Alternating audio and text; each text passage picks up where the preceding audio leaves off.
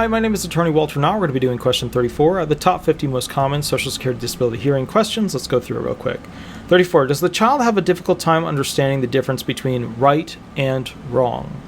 This could be a small thing, like those clothing, the two things don't match. This could be a big thing, the child is making threats to other children.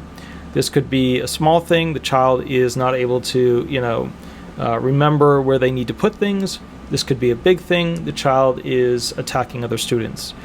These are things that you have to point out, and all the little bits in between. How they have difficulty with laundry, cooking, cleaning, transportation, getting proper clothing picked out, hygiene-related functions, being able to interact with others, deal with authority figures, etc.